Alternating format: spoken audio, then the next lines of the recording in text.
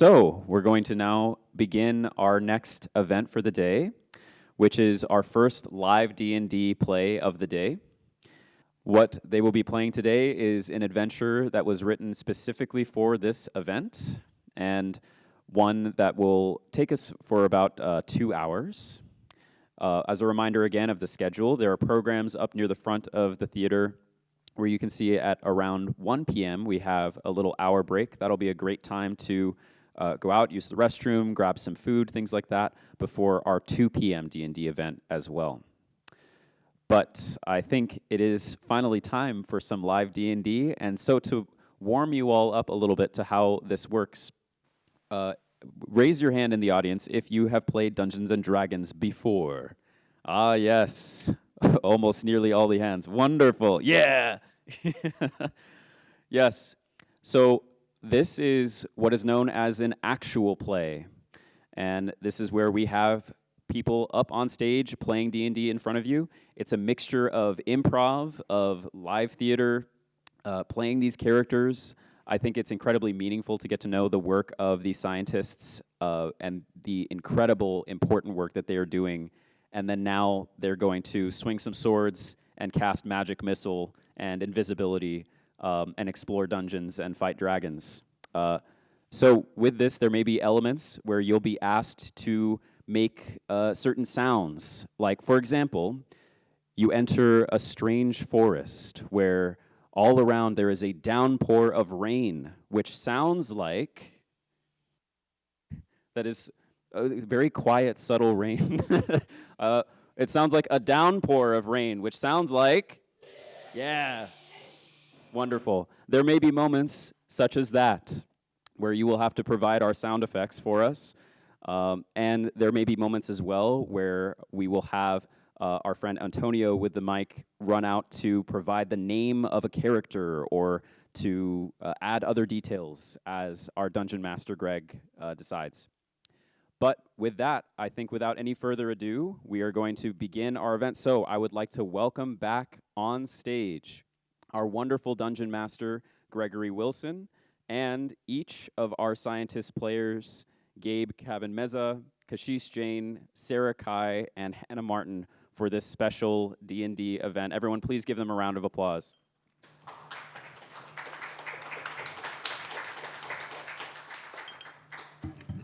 And in Dungeons & Dragons, the goal is there's not points. We're not trying to win anything. The wonderful thing is that it's a story. So players, for some of you, I know it's your first time playing D&D. What a first time to play. I think it's going to be a lot of fun. I wish you luck and have fun. Thank you. Thank you, Zach. Welcome, everybody. Welcome back. All right. Let us have some fun. I want to bring us all, if we can, to a different world. It's a world that's not unlike our own in many ways, but it is a world in which magic is a fact. And scientific research, actually, related to magic happens too.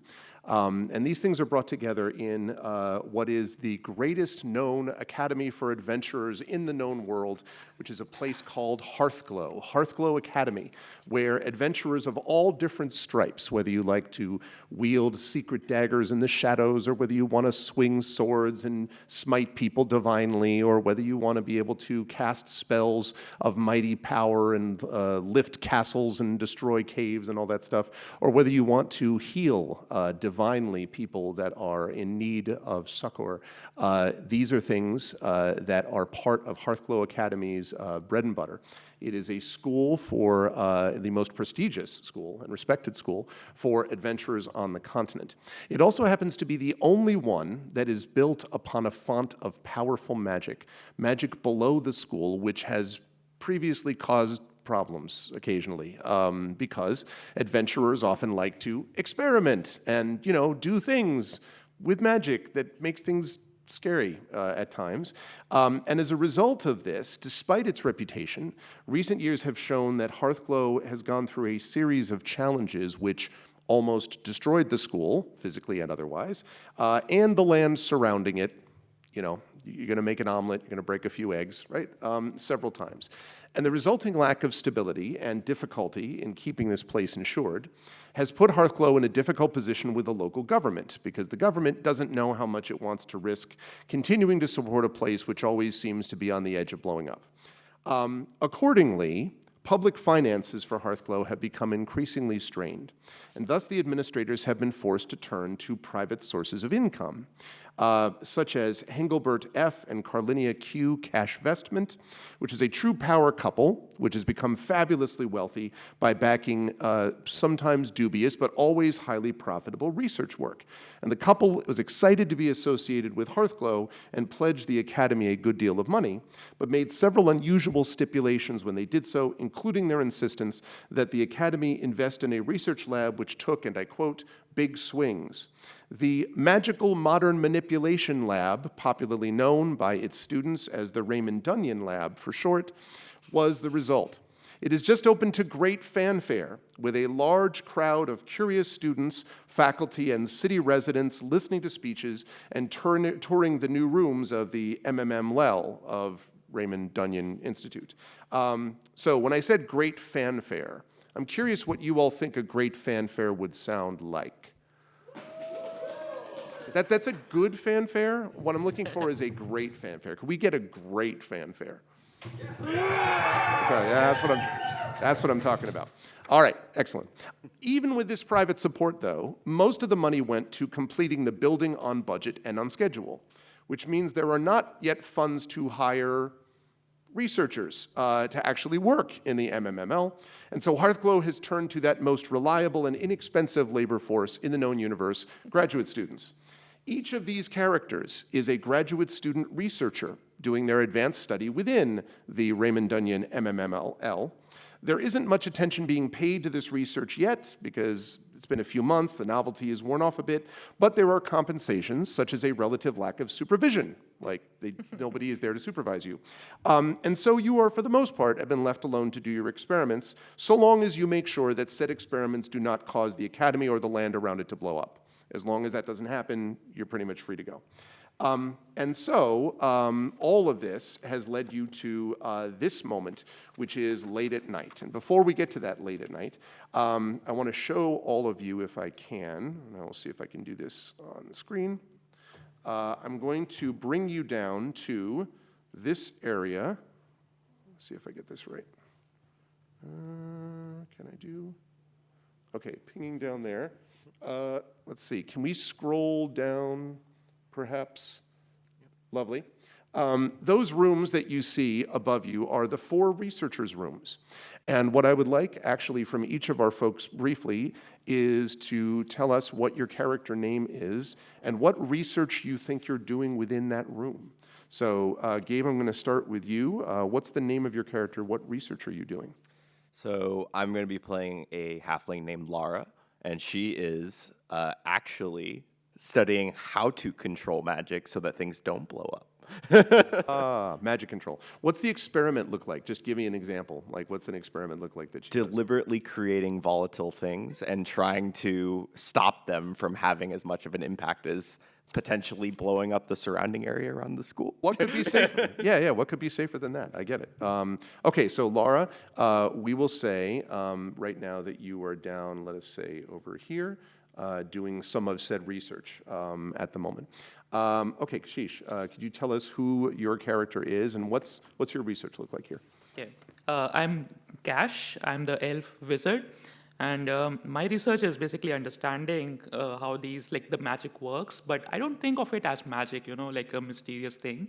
I like to relate it to natural forces. So I'm looking at how these natural forces play along with each other and then how they lead to stuff that looks like magic, like maybe you think it's more magic, but I don't think it's magic. It's more science. You might get some side eyes.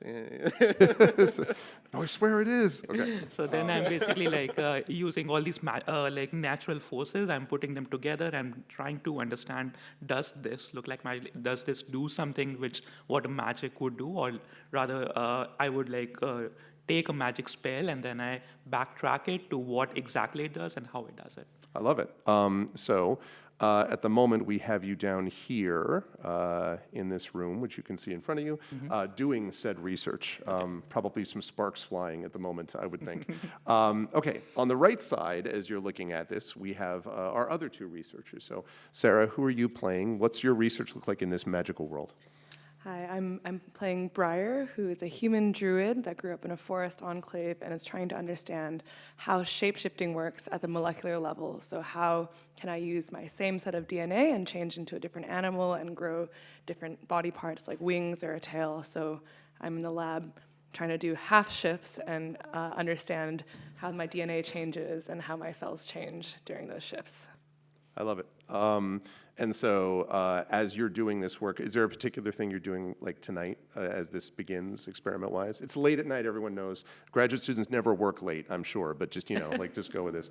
Late at night, I've grown a tail, but I can't figure out how to ungrow it. But right now I'm sequencing at least the DNA from my tail bit and then also just from my human bits, like my fingers. That's awesome. Okay, so we're going to put you... everyone, thank you, Zach. Okay, so we're going to put you up here, Sarah, at the moment, as you can see. That's the room where you're trying to figure out what's going on with your tail. Okay, and then last but certainly not least, Hannah, you're a researcher, and what character are you playing, and what's your research look like in this magic world? I am a paladin or a holy knight, and my name is Lucy. I have some, angelic roots. I'm an Aasimar. My goal is, there's this thing called ambrosia, and you call it the food of the gods, but if you give it to someone, they're instantly cured of any disease. If you give them enough, they could even never age or die. And I'm really interested in what is it about this strange mixture that has these properties, like the chemical and molecular attributes. I really want to pin those down. People doubt me. They say, oh, this is some esoteric, weird, mysterious mixture, but I think I can. So this is in early stages. To study this ambrosia, I need to mass produce it. The way you produce it is you have a person who is experiencing intense joy, and then you cast a magic spell and you distill their joy away from them. They're fine. My volunteers, my student volunteers are all perfectly fine. Volunteers. And so I bring these volunteers into my lab and I tickle them for extended periods of time, and then I create ambrosia from that. The tickling is the joy-producing Yes. agent? Okay, right. That's very cool. Okay, we're going to put you down here. So I want to point out that we have essentially right now someone who's working on the right, as you look at it, the right side of your screen, you've got someone working on sequencing a tail. You have someone working on, there's a lot of laughter coming and tickling coming from one area. And then the other side is just sparks and explosions. It sounds to me like from this. So that sounds about right. So at this point, I'm going to bring us over to the actual time that we are, which is the nighttime. And it is, as I said, late at night. We are burning the midnight oil, which none of the young people in the audience here should do, but graduate students occasionally, once in a while, have to do once in a while. And all of you have been doing this work. I should also start a little bit of music too, by the way. Lovely. Okay, so all of you are doing this work, and as you are in the room, you hear some of you may even have like slumped over your desks right as you're doing the work, but whatever. And then you hear this voice that's coming from the main room, and it says, "I need all of you to come to me here, please, all of you." Now, all of you, hear the all of you, and it does feel like it's coming from all around you, but since it is clearly not in your lab, like you move your tail, it's definitely not there. Like, it's not in your labs, but it has to be coming from the main room because it couldn't be coming from anywhere else. What do you folks want to do? So, Lara, or I guess I can just refer Yes, to myself. yes. I bust open the room to my door and immediately scream, "Who the hell is bothering us in the middle of important stuff?" It echoes through the room alarmingly, right? Yeah, exactly, right? Nevermore. And she's looking around the room furiously with an eyebrow raised very angrily. Okay. What are the rest of you doing? So I, like, in my room, there's all these sparks flying, so it's very bright. So I open the door and like, what? I cannot see anything. So I do a spell and I do a light spell, and now it's light everywhere. Now I can see stuff, and then You see an angry halfling staring at the Straight at you. straight at. I ask you, was that you? Was it you that are here, or was it someone else? Does it look like it would have been me? No. And also, like, I have this wizard property in which, like, my ear they move, and when I feel that there's some danger nearby or something, like a curiosity kind of thing. Okay. So my ears move, and I'm like, okay, there is some weird thing going on around. Okay. Suspiciously, I'll eye the other two doors on the other side of the room. You're waiting to see if they open. Well, speaking of the other two doors, what are you folks doing? Well, I'm very upset because all of this anger and negative emotions coming from the hallway has contaminated my supply of ambrosia that I was just producing from a 6-year-old. Who is now asleep, I assume. Yeah, she's unconscious, it's okay. I have a cot, I have a bed for them. But, I have this wasted material, so I come out holding this flask of a bubbling, angry red fluid. And I'm angry now, too. Tremendous. I say, you ruined my experiment. Who said that voice?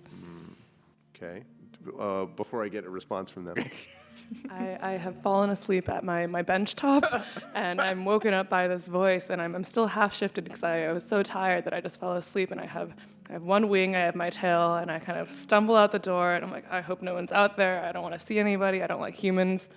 But I go out there, and I'm kind of groggy, and I'm still hearing this voice, and I see all the other researchers coming out, and then now I know something's about to go down. Yeah, something's about to go down. I love the idea also that we have a built-in mood ring. Like whenever we need to know what you're feeling, is it red? Is it blue?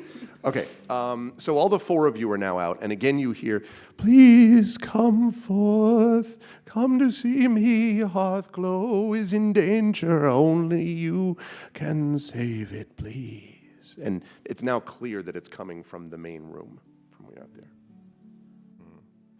We move towards the main room. Yeah? Okay. Can we move the screen all the way up to the top so we can see the blackboard, please? All right. Now, you may be familiar with the fact that this enormous blackboard, which contains things about various creatures being studied and stuff like that, but at the moment has a skeleton on it. It's a rather normal-looking human skeleton. It has several different parts to it. Besides the skeleton, it's got like the side view, profile view of the skull, and so forth. But then as you look at it, you notice that it has changed. And specifically, it's changed like this. If we could scroll that back up again. It is glowing. And as you are looking around trying to figure out who the heck said all this stuff, as you get closer, each head of the skeleton, so the profile view and then the skeleton of the full body and then just the sort of top, animates. And it says, I am glad you have come, students. Come closer, please. Only you can help us now. Now, this is, of course, the first time. You've seen a lot of magical stuff here. You've never seen the blackboard ask you to approach.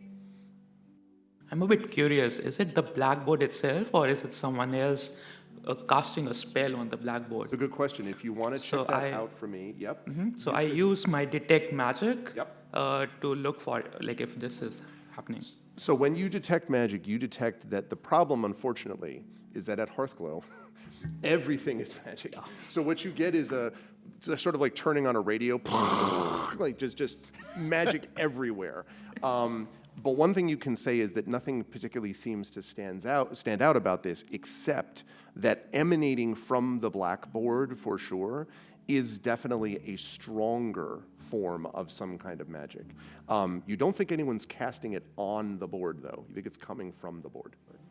And it is just the skeleton on the board that's moving. So the skeleton calls you forward. Do you? Lara is already picking up an object to throw at one of the skulls and Okay. is not really waiting to see if anyone's going to stop her. Is anyone going to stop her? I'm not going to stop her, but I'm slowly waking up and realizing this is not a dream, and the skeleton reminds me that I'm not in my full human form, so I force myself to shift back, Okay. but I'm still waking up. Okay. Is anyone or either of the other two of you, either Briar or Cash, going to stop Lara before chucking something at the blackboard? I've picked up another object and I'm ready to throw it as well. Okay. So both of you are ready to throw it. Haven't thrown yet. I just want to emphasize, ready. Okay. So the skeleton says, perhaps even a few from Hearthglow who are committed to finding the truth can yet do what must be done and restore this world to health before it sickens and dies completely. Even now, you can hear the hisses of those who are sickening. Can I have some hisses from the audience? Please, let me explain. You can help us. I am now very awake, and and this really resonates with me. So I tell the other graduate students in the room, hold on, let's listen to this thing, because the reason I came to Hearthglow is that my forest around me was also sickening, and I wanted to understand kind of what is going on in the magic that's causing the sickening. So this is really resonating with me at this moment. I see that Lara is not listening, and she's ready to throw her stuff. So I use a magic hand to just block Lara, so that she's not. Just calm down, lady, calm down. Well, yeah, I don't think I need to make a roll then. I was going to say Lara doesn't care. Lara's still throwing. If the mage hand is it, yeah, I mean, you'd have to, like, if you want to, attack your fellow, presumably not. It could be like a blackboard eraser or something like that. Is this one of those moments, like, in a bar where you're like, oh, I could. If I wasn't being held back, I would. Is one of those. What about you? Are you still throwing the skull or waiting, or throwing not a skull, whatever you picked up? Well, like Laura, I also had picked up a blackboard eraser, because what is the natural enemy to a creature drawn with chalk? True, natural predator. But I've listened to Briar, and now I'm using the blackboard eraser to threaten the skeleton and say, okay, well, hurry up and tell us the story. I have a volunteer asleep in my lab, and I need to get back to them. So Very well. please explain. And the skeleton sort of, each of the heads, very well, of course. I understand why you would be afraid. I am also afraid. That is why I've come to you. My name is Captio, and I have been here at Hearthglow for millennia. Well, that is to say, I have been in this part of the land before Hearthglow was even built here. Hearthglow was built on this font of magic, very powerful, very strong. And this lab that you have built captures the magic better than any place other than Hearthglow. In fact, it is closer to that magic than anywhere before. It is the night of the autumnal equinox, and thus the forces of natural and magical worlds are in perfect balance. Right now, you can hear the sounds of wind blowing in a forest that no longer exists. Yeah. And the Hearthglow Academy is a wonderful place. For millennia, I have seen the good work that has been done. But there is a terrible curse that has been cast on the Academy. A terrible curse cast, perhaps, by the disgraced deputy head of school, Vernon Richard. Now, those of you, yeah, good. I'm glad somebody knows. The deal about Vernon Richard, in a previous adventure, see previous adventures from that I've written, is the disgraced head of school who was a terrible person. Whenever you hear the name Vernon Richard, the usual thing I asked the audience to do was to boo lustily. So I think if we could do something like that also. Vernon Richard. All right, good. I like to think that you still hear that mystically, even though he's been gone for a long time, just generally. Despite the work of others to restore the balance left when he set this curse, The magic is still unstable. That is why I have been unable to communicate with Hearthglow until this night, when the line between worlds is so thin that I may finally communicate to you. After midnight, everyone at Hearthglow will sicken and die. Even those who left for the night and went home. You know, the ones that are not graduate students. The only way to stop this is to create a special elixir. An elixir which must be given to the water supply of Hearthglow. Only then will we prevent this terrible tragedy. But I cannot go. I am here, fixed within this form. Only now, only with this moment in time can I communicate in this very limited way. And Captio kind of like looks as mournful as a skeletal guy on a blackboard can look, you know, and sort of like looks down and says, I need your help. Can you find the items for this elixir and save Hearthglow from a terrible disaster? And then kind of looks at, they have this weird experience of the heads looking in different directions, but all sort of at you, or one of you, kind of. So, waits. I want to ask what time it is. He said midnight is when everyone will start to sicken and die. How much time do we have? About an hour and a half. Oh. It's 90 minutes. Could I do some kind of... Do I have some sense of how truthful I think this story is? This would be a good moment for an insight check. So for those who have not seen this before, this is rolling a d20 and then adding the number next to the insight skill. So go ahead and do that. You have these dice provided by a big company whose name rhymes with Blizzards of the Bloast, but not actually provided by the actual company. And so just for reference, yeah, I do not have proficiency in this. Okay. Oh. So it's an 18. Nice. Outstanding. And then I have a +2, so that's going to be a 20 on insight. Your impression of this is that there is clearly something major that's about to go down tonight. It seems pretty obvious that Captio is revealing it, and that Captio certainly looks, freaked out enough that as a skeletal blackboard guy would look. You don't know if there's more to the story or not. There may be. It's one of those just go to the store and get me a couple ingredients. You think there's more to it than that, probably. You don't think he's lying. So about that.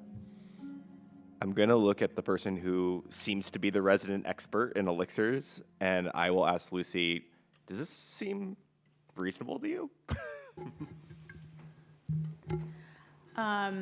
I want to consult my textbook, my ancient textbooks, to see if there's a history of autumnal equinoxes being related to sickening events, and if I can find any more information from my books. So let me have you make for that a medicine check, please. So that would be a d20 plus whatever your medicine skill is. I think you should see it on that list. My medicine skill is 0. Okay. Let's see what you get. 15. 15. Also from your knowledge of the natural world that the veil does sometimes become very thin, and in those moments, strange things can happen in both directions and in both worlds, and especially because Hearthglow is so magically charged, this sort of thing is not wildly unusual, that there could be something that affects both worlds. You don't know that you've heard of it relating to sickening, however, there's a lot of things happening at once that haven't all happened at the same time before. And so it's possible that the autumnal equinox, the font of magic, the fact that this lab was just built, all of those things together, and therefore is physically closer to where the magic comes from, all of those things means that it's hard to say anything maybe could happen, including sickness. Then I want to ask what is the elixir? What are the components of the elixir? There are several items that must be retrieved. One is the essence of a mantis wing. The other is, and it sort of pauses for a minute, a mimic's tongue. Now, you are all familiar or may have heard of as adventurers of this before. A mimic is something which looks like something else, a door, a treasure chest, a dorm fridge, and turns out to actually be a creature that tends to be not very pleasant. And they tend to, that's how they, prey on creatures, is by waiting for them to go over and go, oh, a treasure chest. And then it's actually a mouthful of razor-sharp teeth and a adhesive tongue. So that is a mimic's tongue. And Captio says, if you can bring these ingredients back to me, I will be able to produce this elixir, and we can save Hearthglow. Now, there is one big problem with this, though, that you know, and especially you would know this, Lucy, which is you don't have like a mimic's tongue. Like, no one has this sitting around. Like, oh, fortunately, I have a giant mantis. Like, no one has this. However, it is the case that the MMML has done work and research on the creatures mentioned, but at previous times. And so Captio says, I can send you back to the time in which this was being researched. And if you can recover the item, it will allow me to bring you back here. My power, though, is only limited to this. I cannot help you when you were there. And it might frighten people even if I could, now that I think of it. Sort of looks at himself in the blackboard. This sounds like a lot of work. We have a shapeshifter right here. Can she not turn into a mimic or a mantis? And then we take that, her tongue and her wing. That is a good point. It would require her permanent sacrifice. I don't think I'm willing to sacrifice myself because I still need to get back to my forest and help them first. But I might be able to help find the mantis wing. The mimic, out of my realm of expertise. Worth a try. Lara is going to just bluntly kind of grunt a little bit and shrug shoulders. Okay. Does the object slowly lowers? Like you were gonna throw? Okay. And this sounds like a really great opportunity for me to go back in time to understand what other people were doing. This is right up my alley. I want to understand more about magic, how stuff has evolved over time. So I'm in. I'm totally in. Okay. Lara will look up at the skeletal faces and ask, you can bring us back to our time though, right? That is indeed what must be done, and I will be able to bring you back once the items are retrieved. Clarification, you said once the items are retrieved. If we fail to retrieve the items, will you not bring us back? And the skeleton sort of pauses and says, well, time is getting on then. We'll have to... No, he doesn't do that, I'm kidding. He says, I don't know what my power would allow me to do. I would try to bring you back, I suppose, but at that point, Hearthglow would be lost. I hope you can find it in that time, but it should be possible because the research was done in this very room. I saw it happening when I was on the board, before they erased me. Yeah? Sounds like general agreement? Okay. So Captio says that, again, reminds everyone it won't be able to help you in that time other than bringing you there and then bringing you wherever happens next. Do you have anything you want to grab to bring with you before you go? Yeah, well, I'm grabbing, I'm running back to my room, checking that my volunteer is still unconscious, and I'm grabbing some vials of ambrosia, we might need to cure ourselves while we're out there. Okay. And also, I'm grabbing my javelin. Can I ask how you're carrying the flask of ambrosia? Are you rolling it along in a cart? How are you bringing the flask of ambrosia with you? Or is it at the belt, a small little flask type of deal? Yeah, I have them sort of like a holster Nice. of ambrosia. It's like an EpiPen, actually. Okay, anyone else bringing anything? I have a clarification question. Sure. So do we need to use the mantis wing and the mimic's tongue when we're back in time, or No, we come you back just have here? you have to Acquire. get it somehow, though. Harvest it or bring it or do something in that time. But then once you have it with you, you just go back here. Go back. Okay, then I don't really have anything in my room, but I do have some preserved insects on my shelf I use as controls for my experiments. Gotcha. Okay. Anything you I bring my quarterstaff and spellbook, so I really need my smells. All right, that's good. Lara walks back in wordlessly, pulls out a quarterstaff from her room, and comes back. No changing, no outfit change or anything. That's it, I'm ready to go? Just a staff Got it. to beat things with, yeah. All right. Then, as you come back, Captio says, "Thank you and good luck, my friends." And the blackboard shimmers again, and glows, and there is a sound of, by which I mean, it's the portal sound, you know? You step through the portal and find yourself, he said, see if I can do this, here. Now, we are, as you step out of the portal, I would like everybody just quickly to make a perception check for me, please. So again, if you look at your skill list, you'll see there should be a perception thing there, a number. And if you roll your D20 and add that number to it, you'll have the result. It's going to be a 5. 5. I think you're very focused on something else, is what it sounds like to me. So 17 and nothing- plus 0. Yeah. So 17, okay. I have a 19 and no plus. And 19 and no plus. I had a 12. I had you had a 12? Okay.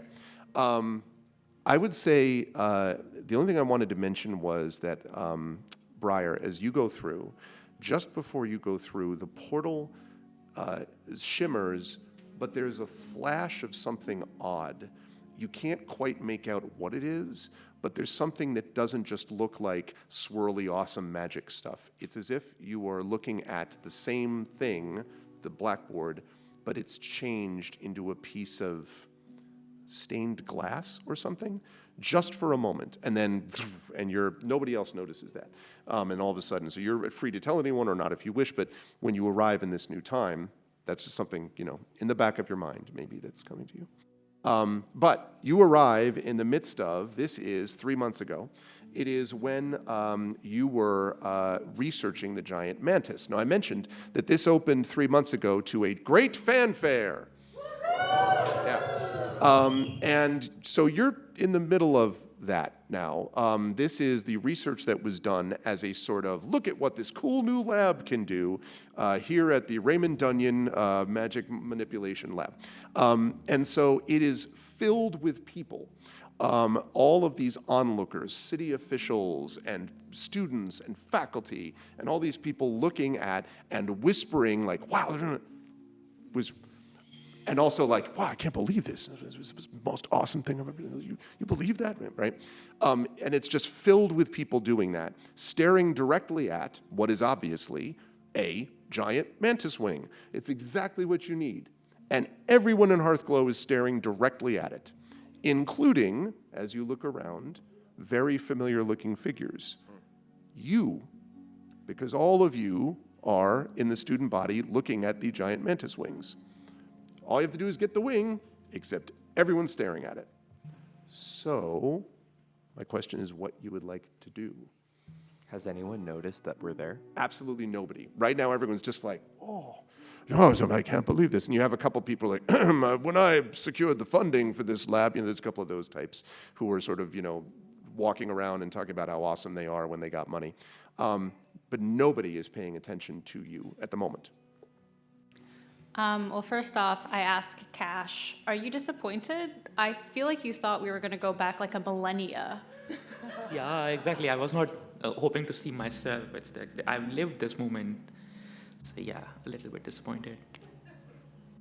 But it's fun. Like now we know exactly where we are. We know what's going around, and we can, we think back.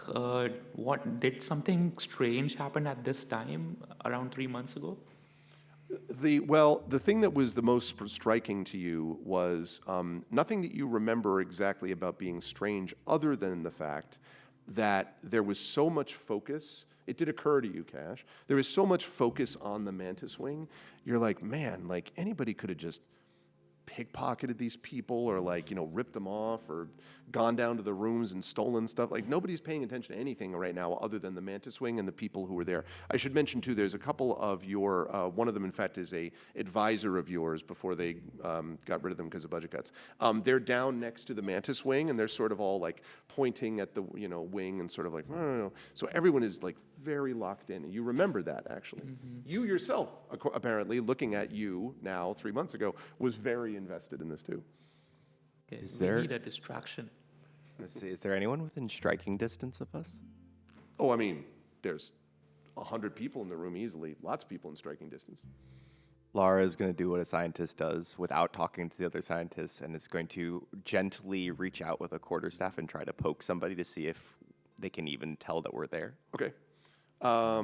When you do that, and you poke one of the people, there's sort of a, and they turn around and look at you, and you remember that as you look at this person that you've poked, it's actually a professor of yours that you had previously had who objected to your habit of, as they were giving lectures, sort of poking things around you to see the sound that it made when you were there.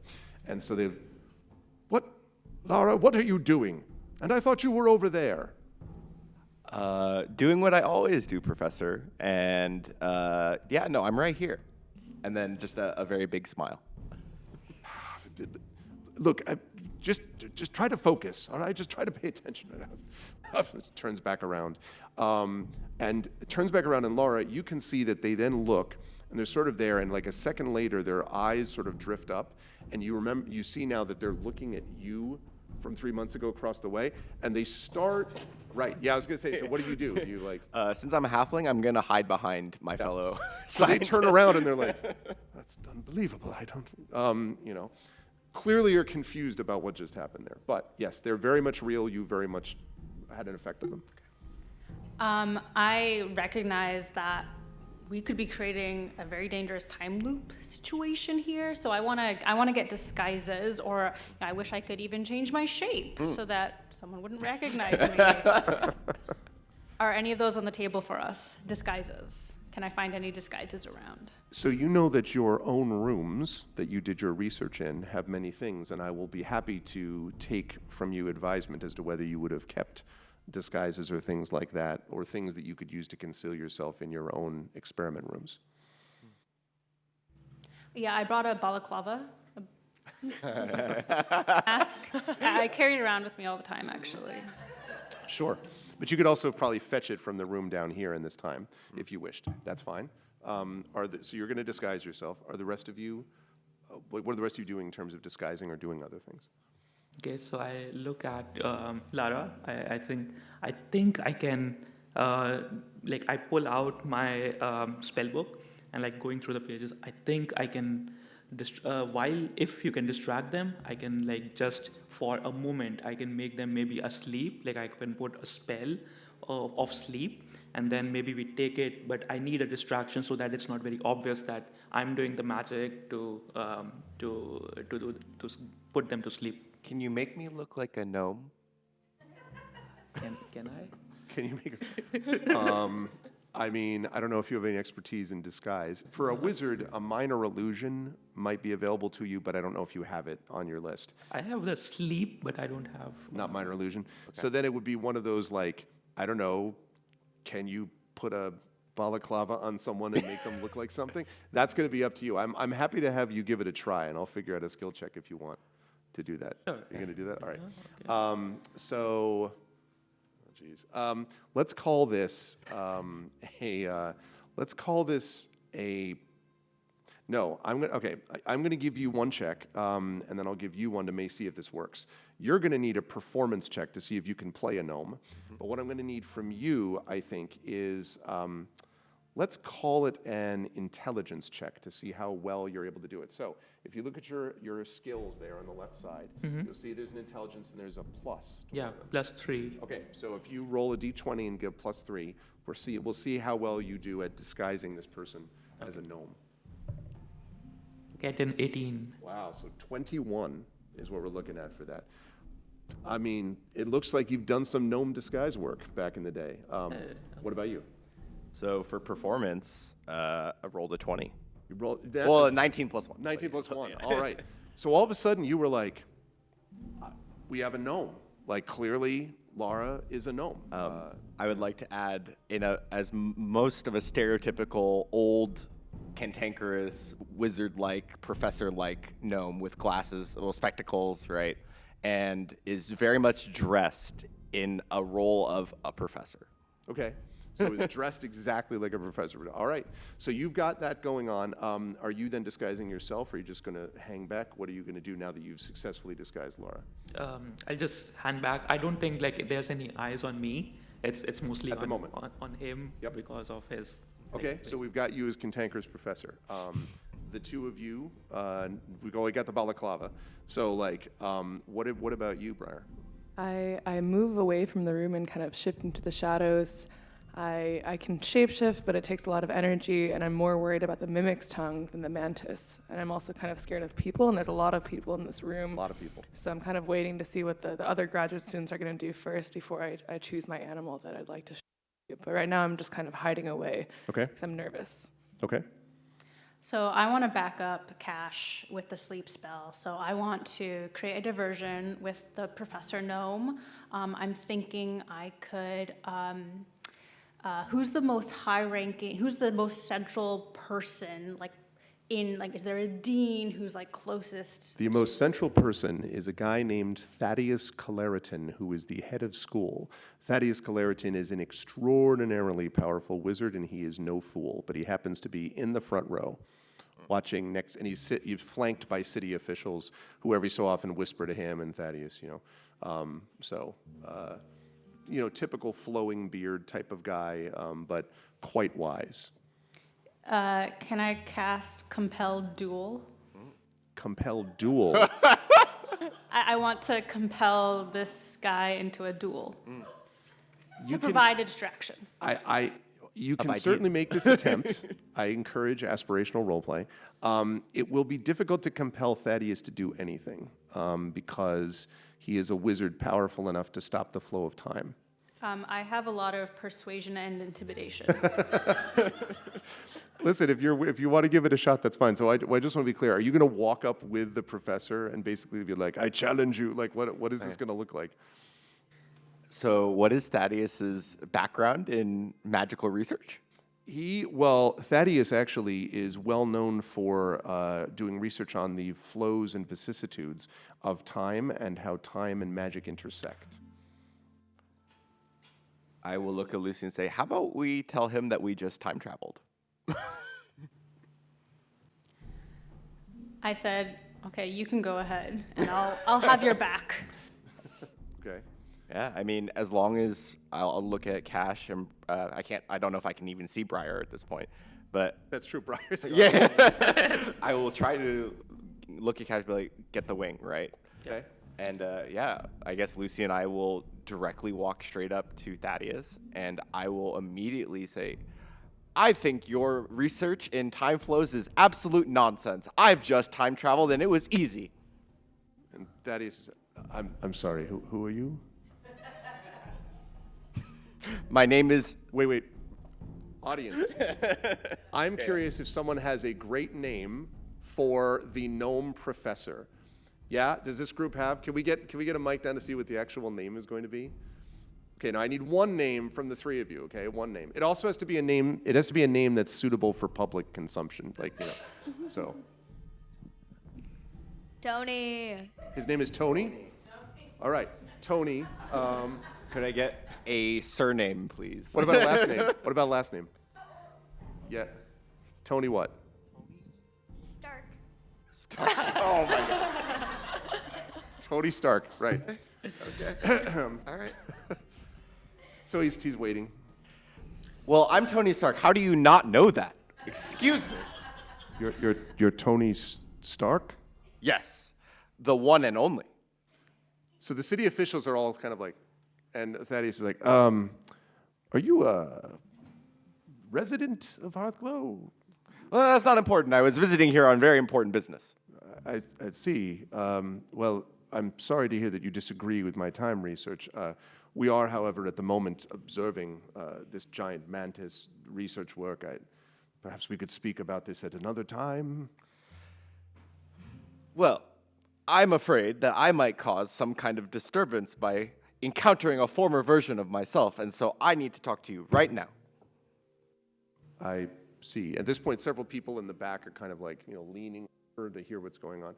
That he's like, well, very well, let's just perhaps step over here. And he kind of gestures this way. And as he gestures this way, you can see that there are several wizards standing over there that look very much like I'm in the position of bouncer and or mall security guard, but as a wizard, right? And they sort of are like, getting wands ready a little bit as he's standing up to move you over towards them. Now, while he's doing this, you said you wanted to back him up. So what's your... Yeah, so... Sorry, he is doing this. Well, no, he, because he's Tony Stark. Yeah. Sorry. So I take my javelin and my I'm acting very guard-like, and I say, "Oh, hey man, remember me from the bar?" To these guards, to these bouncer fellows. I'm your replacement for this shift. And it's sort of the replacement. What do you? But we're in the middle of this thing. What replacement? Yeah. It's the courts have let out these new break laws. You can only work for 30 minutes at a time. Then you need to take a mandatory 2-hour break. So yeah, I know it. I didn't know that unionizing had done this well. Yeah, you're a member of the union, right? Solidarity. They all right. I would like you to make a deception check for me, please, to see if you can deceive these two guards, who admittedly are a bit confused, into agreeing with what you said. Can I do a persuasion check instead of a deception check? If you weren't deceiving, I would say yes, but you are trying to deceive them, I'm afraid. I have 13 plus 2.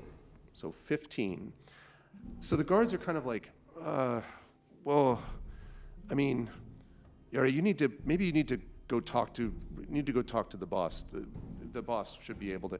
And so they gesture behind them, and you think off to the side, like behind this door, is apparently like the head of security, is the impression you get. So they both sort of turn, and it depends if you want to go with them, but they seem to be leaving their post to go talk to them. Yeah, I'll go with them to talk to their boss. Okay, so you follow after them, which means that as Thaddeus comes over, he's like, "What happened to the security that was here? I don't understand." So now Thaddeus is here talking to you, and a lot of the people now are kind of like, they're sort of murmuring, and they're kind of semi-staring off in the direction of either the guards or Thaddeus speaking to you. So, Briar and Cash. Cash, at the moment you feel like you're alone because Briar seems to have vanished. But like this is exactly the moment I was waiting for. All eyes are on these people, and then I am now free to cast my spell. Okay. I take out my quarterstaff and I slowly swirl it around, and there's a mist slowly forming from the staff, and it like envelops everything around slowly. It's so slow that people don't even notice it at first.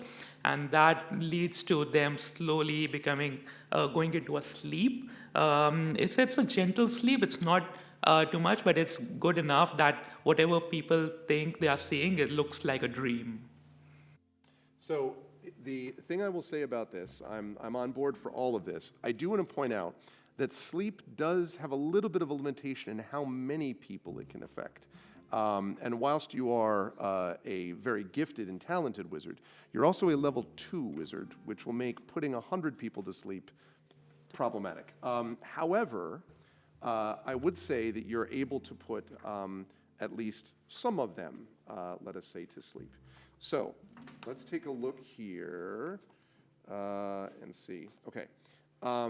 What I'm going to ask you to do in this case, then, is I'm going to ask you, one second, as I get to my right sheet. Okay. So they all right. Okay, so this is going to affect creatures in a 5-foot radius, depending on where you cast. You can cast it ahead of you 60 feet.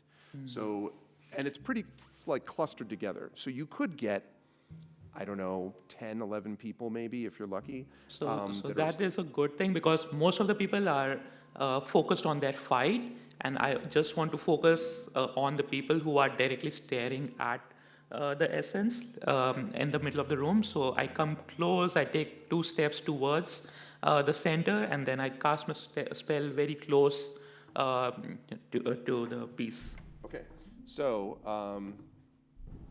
you will be, wow. A lot of people were pretty sleepy. Okay, so we had 10 people there, and 9 of them fail their saving throw. What that means is that they have been put asleep by this spell. So 9 of them are like, and now some of them were doing a little bit of yawning anyway at this research thing, but they yawn so much that several of them literally topple over. And now there's this, whoa, and people stand up and they're looking around and they're all like sort of like, so you have people and Thaddeus is over there and he's like, well, what's happened? Is there some problem? What is going on? He sort of starts to turn back. I think I deserve your attention, Thaddeus. Well, but these people are, there's something that's happening back there. It's fine. You know, someone else will take care of it. We have more important matters to discuss. This is intellectually stimulating. And he raises an eyebrow and he lowers his spectacles slightly and says, nothing is more important than the welfare of the students. Tony is going to do a very, very exaggerated eye roll. Okay. Now for you, I am going to ask you to make, I think this is a persuasion check, because you're not actually trying to deceive him. You really do want him to focus on you. Mm-hmm. So go ahead and make a persuasion check. Let's see if you can do that. 17 plus 1, so 18. 18. There's some good rolls going on here. Let's hope the law of averages does not catch up to you. So yes, Thaddeus is like, look, what? And he sort of turns back to you. So what's happening is there is somewhat controlled chaos within the room. And Briar, you're able to see this. And you're over with the guards. I'll come back to that in a little bit. And Cash, you just cast this spell. So Cash and Briar, you see that people are now turned away, including the one rather forlornly who was showing off the giant mantis wing. Is sort of like nobody's paying attention, so he's kind of wandered off to see what's happening with the sleeping people. What do you want to do? I'm looking at Cash and whispering from the shadows, grab it and bring it to my lab because I have all the materials to extract the mantis essence. And if you need help, just shout, but I'm still scared of people a little bit, so I'm still kind of hanging back, but I'm waving my hand and saying, get it now and bring it, like just run it over, I can hide it in my lab.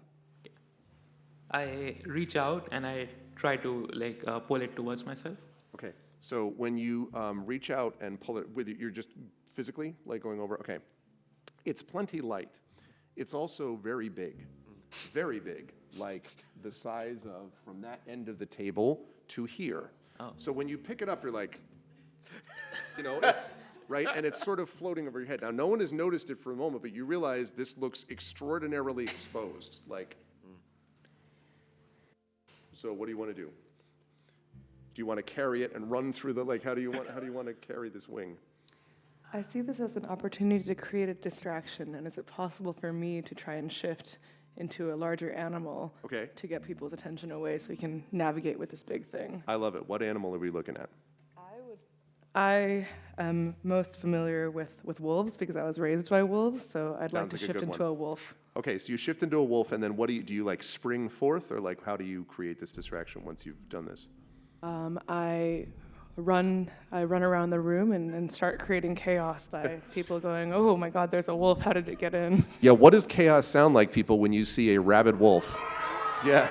Oh, they are terrified. So people are just like, what the? Meanwhile, the guards over by you, by Lucy, the guards over by you are kind of like, oh, there's a problem. Because you've just come in and the boss they just explained this to the boss, who is this sort of half-orc who is sort of this going, this isn't what protocol said. And then you hear this commotion coming out of the room. And all right, he says to the guards, you got to go see what's happening. And you see the guards turning around. I say, those silly academics are just raising a fuss over this bug wing. It's just them being really excited, and I try to persuade them of this. Okay, this time I'll give you the persuasion for this one, because this is, again, you want to have them focused on you. 9 plus 4 is 13. 13. So I'd say that they're not totally convinced, but they are probably a little bit thrown off. So they're kind of like, what? If anyone's ever seen Star Wars, where's your authorization? It's one of those deals, right? They have to figure out what's going on. It's all right, he says, the half-orc commander, you stay here. All right, Sentio, go off and find what, everything is an eye roll boredom moment, right? And he sends him off, not into the crowd, but to find out more authorization. So they're at least standing there. You don't know how long, but for now.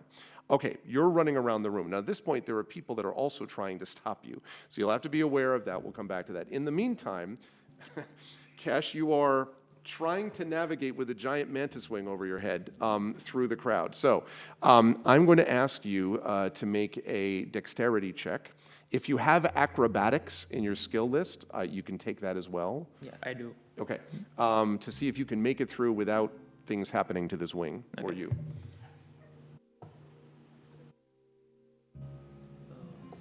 Is that symbol? That symbol could have been a 20. Was that a 20? Oh, really? I think so. Yeah, is it the one that? Yeah, like looks like a dragon. That, everybody, was a natural 20. So you tell me, do you just hang glide with this thing? Like, how do you, like, what is this like? Like, what does it look like? Because there's all these people around, like, can you just, Just oh, man. to clarify, what's the aim? Where do I need to take it? Right, that's a good point. Well, I guess, Briar, do you, like, sort of run back towards the room that you're asking him to go? Like, or Earlier, I was already signaling from that room, but right now I'm trying not to get caught and attacked by these magicians who can do you terrible don't know, things to me. somewhere back there. So just towards the back. But, like, are you, like, sort of, like, swinging it? I'm just, like, you know. Yeah, right now I am, and I'm looking at you, and I'm like, where do I want it? Where do you want it? And then Brian is doing this. I'm using my nose to kind of like indicate, but I'm not sure if it's getting across. Okay. Okay. Is there a way to communicate with the skeleton to bring us back in time at this point? You don't, I mean, you don't know. Right now, the blackboard looks the way it is. You might have to, but you're not, you were like going through the crowd going towards the room. You could also try to turn around and go back to the blackboard if you want and see if that reacts to you. Okay, I try going to the blackboard so that maybe we just, we finish our objective here and then we go back into our own time. It does indeed begin to shimmer as you get close and sort of becomes more portal soundy. Yeah, that's good. And so then the portal is here. Okay, and then I look at all of my friends and I signal them to quickly come along with me. Well, the only friend at the moment you can see is the wolf that's trying to avoid being caught. One of your friends is currently trying to talk with Thaddeus, and the other one is in a guard room, apparently. But you do all of you, hear or see the shimmering. So what do you think, Briar? What are you doing as you're running around? I realize that Cash is trying to go back to the board, but realize we haven't gotten the Mimic's tongue yet, and I'm also looking for my own escape route. So I run out of the room trying to draw people's attention, but as I'm running, I try to indicate my head toward the room that Cash is supposed to go to. The Cash is supposed to go to. Well, I will say this, that each place is in a different time, just so you know. Each ingredient is in a different time. Oh, Yeah. I missed that part. Yeah, so you got the one that's here, supposedly, just so you know. Does that change? That does definitely changes Okay. what I'm going to do. So I still need to find a way to shift back without attracting too much attention. So Yeah. I still try to run out of the room, but indicate to Cash that he needs to wait for Okay. us. Okay. You hear all of this commotion, but again, you've heard, Lucy, the portal thing going on. So what do you want to do? You have the board half-orc commander and one of the remaining guards that didn't go to get more authorization. Yeah, I want to consult my memory about the conversation with the skeleton. Do we need to extract the essence from the wing before we return? No, just get the wing. But it has to be, presumably you're not going to want to walk around with this wing over your head the whole time, but you don't have to do that here necessarily. I think, okay, we've got the wing. We need to get into the blackboard. I'm wondering if this is like, a platform 9 3/4 situation. Do we just run at the blackboard and then hope Possibly. we go through it? Captio was very vague on that point, but maybe getting close to it, you don't know. Okay, so I tell the head guard, that place is without supervision. I'm going to go back there and be a guard for the room while you guys figure out this protocol situation. And you just came in. Now I need a deception check from you, please. 14. Okay. Is it, well, wait a minute. And again, they're not totally convinced, but they continue to be very bemused by you. So the half-orc sort of half stands, which seems like a very dramatic thing for the half-orc to do. Stands up, is like, whoa, and the guard is sort of giving you a weird look. You probably have a moment to be able to dart out, and go that way if you want, Lucy. Yes, I choose the action move. So you run out of the room. Okay. Cash, what about you? You were already walking with that. So, at what point do we give up the ghost here, Tony Stark? So Tony is in the middle of a thrilling conversation, trying to keep Thaddeus involved. Yeah. Thaddeus, you see, I've just jumped. You should be so much more excited about this. And then, can I bring out the quarterstaff? can. Okay. See, just jumping like this. And then, as a monk, I would like to use, if this is possible, a step of the wind. Okay, so explain what you'd like to do with Step of the Wind. So Lara is going to get ready to vault using her quarterstaff. I want to be clear, vault over Thaddeus. Yes. Okay, so the halfling is going to vault over the human. Cool. Towards the blackboard. Towards the blackboard. All right, sure. Let's see whether that works. I'm going to have you make an acrobatics check for me then, I think, unless Step of the Wind says something different on there, but I think not. And I do have proficiency in this. Okay, let's see it. It's actually a natural 20 plus 7. So Wow. So you just Cirque du Soleil. Thaddeus is kind of like this. You get the impression that Thaddeus has seen a lot in his day, and Thaddeus is just like, retirement. How close is retirement? As you sail over his head, which might have been more noticed if it weren't for the fact that people are staring at people asleep, someone running with a giant mantis wing towards a blackboard, or you, and then you come charging out at the same time. All right, that leaves just Briar, who's now at the back of the room, who's become sort of the fourth attraction out of 4. Like everyone's like all now looking at everybody else. You see your friends are heading towards the blackboard. Can I ask if the blackboard, it's starting to shimmer, but is there any bit of that stained glass or weirdness with this portal? Not yet, not from here.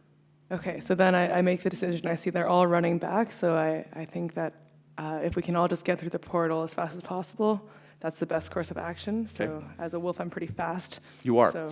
Let me have you make an acrobatics check for this, but I'm going to give you this at inspiration, which means you get to roll twice and take the higher result, because you are a wolf and people are a little confused. 18. Wow. Okay, roll that one more time, just to see. 13. 13. So we're going to go with the 18. Do you have on your skill list anything about acrobatics? No, on your sheet, it would say. As a wolf or as a skill? No, just from here. I have +1 acrobatics. Okay, so 19. Yeah, so you were able to dodge and weave and whatever. And then all of you basically in various ways step through. You're happy to note, Cash, that just before you step through, it's clear the wing isn't going to smash into the board. So you go through. As all of you go through, I would like each of you again to make perception checks for me, please. 17. 17, anything added to that with your perception? No, 0. 7 plus 2, so 9. 9. 8, and sorry, quick clarifying question. Does the circle dot mean anything, or is it just the plus? If it were filled in, it would, because you would have proficiency, but that's all calculated, so it's just the 3. Okay. So 11? 8, 11. Okay. 15. 15. So you had a 17, you said? I would say this time, just before you jump in, everyone else sees the shimmering, but just before you jump in, Cash, you notice something weird. It's as if you've seen the MMML, which is where you've been the whole time, just at different times, but it looks broken down in some way, like decayed, just for a moment, and then you step through, and all of you are brought to another time and place. Moving away is the 3 months time, and we now find ourselves here. Okay. So this looks much the same as what we had before, but there is one big difference, and that is 2 big differences, really. One difference is that the room is now empty. The second difference is that where there was a giant mantis wing, and as you all get through, by the way, I just want to sort of give us a visual. We have someone wearing a balaclava. We have a person dressed as a gnome professor, someone holding a wing over their head, and a wolf. I just want to be clear about where we're at so we can have our visual. So you actually have a moment to sort of look at each other and be like, if like... We made it. I try to high five Cash, but he's holding the wing and you can't. Yeah. I kind of like this form. Can I stay like this?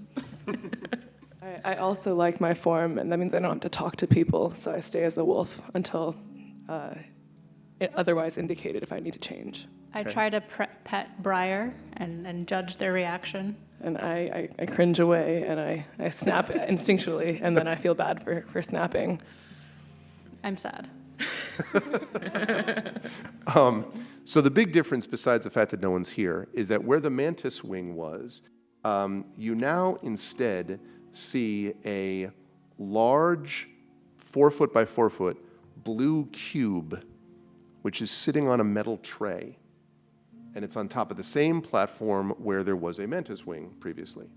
You also notice something odd, which is that inside the cube is a skull and a dagger and like maybe a metal necklace of some kind and maybe a couple of coins just suspended within the cube.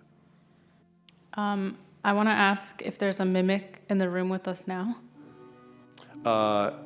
Are you like asking? Oh, the room. I want to do a perception check. Sure. To see if there's a mimic in the room. And Okay. will I be more successful if I only ask it of this cube? Not necessarily. You can sort of, if you're going to do a perception check, you can do that generally. Otherwise, you could literally ask the cube if you want. Just say, hey, you don't know what the cube's going to do, but it may just be a cube. But if you want to start with just the perception, you could do that. So let's do the perception check. 4. Definitely, you've seen cubes. This is definitely a cube. There's no doubt about it. Absolutely a cube. Before we move forward, like, I'm a bit uncomfortable. Can we get rid of this? Can we get the essence out? I look at you to see how we can make an essence out of this. I'm slightly distracted by the cube. I kind of want to go sniff it. And can I also do a perception check? Sure. After smelling the cube? Sure. I like the idea that you're doing that while Cash is still holding the 5. You agree strongly with Lucy, it is a cube. There's no doubt. 100%. Maybe if you get this out of my hands, I can help you. Cash is being a little annoying now, so then I kind of walk over to my lab and say, you can drop it off in here, but I'm still confused by the cube. Okay. You also think that you can probably fold and grind it a little bit so that it's easier to carry. Like, you don't need to give it the full wing, just as long as you have the essence of it. So you could make it a little bit easier to carry if you want. In the meantime, there's this cube sitting there. Would Lara have any experience or knowledge of blue cubes with objects inside them in the past? How about a nature check? Let's see if you've seen one. A 15. Maybe. You've seen sort of strange things. Right now it's just there. It's not moving or anything. You'd probably have to get a little bit closer if you wanted to see. Yeah. Tony Stark would like to ready an attack action with Okay. the quarterstaff. Okay. All right, sounds good. So you're going to walk up to it with this attack ready. As you get close, you walk up and then... So it literally does... Yeah, let's try it again. Yeah. It like shimmers and like moves around, and you realize that it's gelatinous. Lara is going to definitely not try to touch it. But Tony Stark is still going to try to poke it with the quarterstaff. Okay. When you try to poke it, 2 things happen. First of all, you poke it and you hear a hissing sound, an acidic hissing sound. And the next thing is it goes, and it shoots out a pseudopod at you. Let's see, is a 17 going to hit your armor class? Is that equal to your armor class or not? Yes, that hits. Okay. It is going to do 3 points of acid damage to you. Apparently, it does not like being poked. Tony Stark is going to yelp in pain. Yeah. Maybe we shouldn't touch this. At this point, I'm getting a little annoyed by the mantis wing that keeps knocking into the back of my head. Ow. And I'm also a little bit worried this might get dangerous. I want Cash to have his hands free. So I take my javelin and take The wing. the wing, put it down in front of me, and start hitting it with my javelin so I can crush it up into a Okay. smaller container. Makes a lot of like sound, which mixed with the bloop, bloop, bloop from the slime is very odd. But you do that as you're crushing it. The thing that occurs to you is that you were told there would be an ingredient in every time you were sent, but you don't know what this particular ingredient is. It sure does not look like a mimic. Pretty confident it's not. I want to do a perception check. Okay? What are you trying to determine? What is it made of, and how can we reach in and grab something Okay. from it? Make a nature check then. I think would Nature probably check. be a little bit closer than that. It's a 11 plus 3. 3, 14. You remember that if this is in fact a gelatinous cube, and it looks like it since it just attacked him, that gelatinous cubes are very acidic, and you have to be careful about how you transport parts of them. But they can be transported if you use the right material. This thing that it's sitting on it's not hissing through this thing. So apparently whatever this is resistant to acid. Maybe if you put it in a metal bucket, maybe if you, something like that. The only problem is you'd need to figure out how to get close enough to get part of it into a bucket. Are there any spare pieces of that metal lying around that we could use? Not here, but I bet there's one in your labs, one of them. If any of you have buckets that you would have used. Can I change back into a human? Sure. I'm watching Lucy beat at the swing with a javelin, and it's kind of shattering, but it's not really grinding. So I'd like to change back into a human, run into my lab area, and grab a mortar and pestle, and actually To crush actually it do it the into right way. to powder and to put it in a vial. Do you have a metal bucket in your lab? In my lab, a Yeah. metal bucket, not a bucket. Okay, so not a container. Does anyone, would anyone have? I do have a jar, glass That's glass fine. container. Okay, Yeah, yes. something like that, yeah. Okay, okay, so you bring that back, you do that. What do you want to do about actually getting this thing from the cube? Can I compel it to a duel? Can you compel the cube to a duel? The cube is not super intelligent. It's barely sentient. Can You I could try. I mean, you could compel it to a duel by just walking up to it. That would probably cause it to battle you. Can I persuade the cube to give me the contents inside of it? Interesting. Unlikely, but I'm really amused to see how it would work out. So let's have you do that. Let's have you try to make a persuasion check. I'm going to give this to you at disadvantage. You are dealing with a cube. It means you're going to roll twice and take the lower result. Persuasion. 15 Okay, or? or 23. But unfortunately, the disadvantage. Yeah, the cube, you say this to the cube, and the cube's response is, you're not sure it understands you. I respond back mockingly, bloop, bloop, bloop, bloop. So I want to, because it's a nature thing, right? Like it's a gelatinous. So I want to try merging it with different nature things, such as frost or fire. So I can like shoot a ray of frost or like burning hands to see how it reacts. So you want to try the Ray of Frost first? That's a cantrip, which means you can cast it as much as you want. Sure.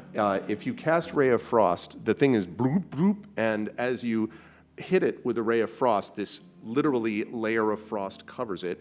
Bloop, bloop, bloop, bloop. And it just stops. You think you have frozen it solid. Okay, and now I try to hit it with my staff to see if it breaks. Clink. But you do think it could have something cut off of it. Clink. There's in fact a very useful pseudopod that's out like this when you last froze it.